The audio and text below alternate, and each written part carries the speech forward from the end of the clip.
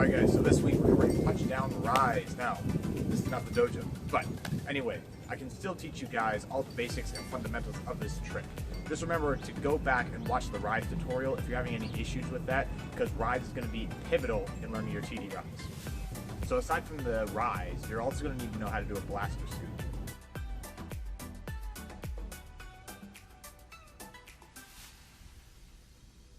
So I'm not going to teach you how to do a blaster scoot here, but just the basic fundamental of it is all you're doing is a back leg roundhouse kick, more or less, but just putting your hand out, touching down like this. That's the basis for a blaster scoot. Now I've seen a lot of people try to overcomplicate a touchdown Raiz when really it's not that complicated. As long as you can do a blaster scoot and a Raiz, you just start combining the two. So you go from this position, do your cheek step into that Raiz. Here you just do that blaster scoot motion. Now it's not going to look pretty, but here's a few other tips that are going to help you get it better into a full touchdown Raiz. Alright, so first thing, measuring. Alright, I explained in the Raiz tutorial to do this motion with your arms.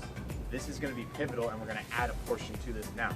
So instead of just swinging your arms in a circle, I'm going to measure with my fingertips how close I am to the ground. I want to measure this distance from the ground.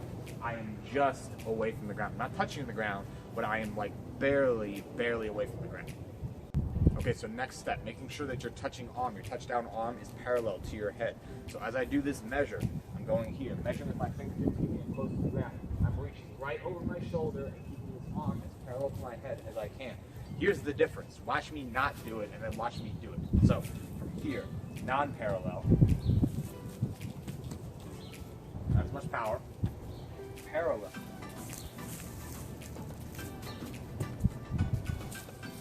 Notice, I can't even control it to not swing. My leg naturally wants to swing because of that power. So, make sure that you're keeping that arm parallel to your head. Alright, so the last step, this is probably going to be the scariest step for you guys, not lifting your hips. With the Raiz, you need to lift your hips in order to be able to swing, because if you're too close to the ground, without having this hand to push off of the ground, you're not going to have the balance and power to actually swing into a Raiz.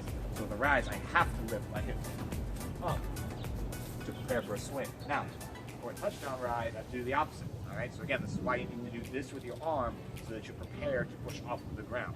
So, once I get to this position, I'm measuring and turning here. I'm not really jumping.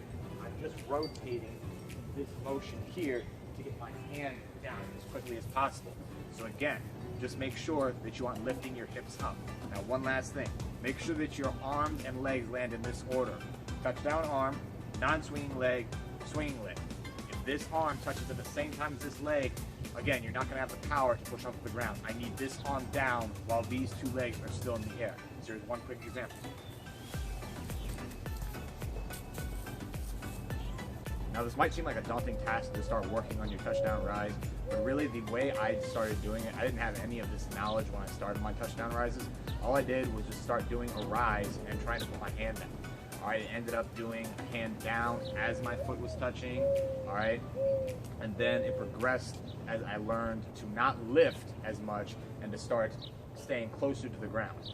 Again, it's not going to be very easy, especially not easy to actually use this trick in the beginning, but as you keep drilling it, you're going to start seeing the improvements, especially if you take the last 3 tips that I gave you and incorporate it into just working on a Raiz with a hand down.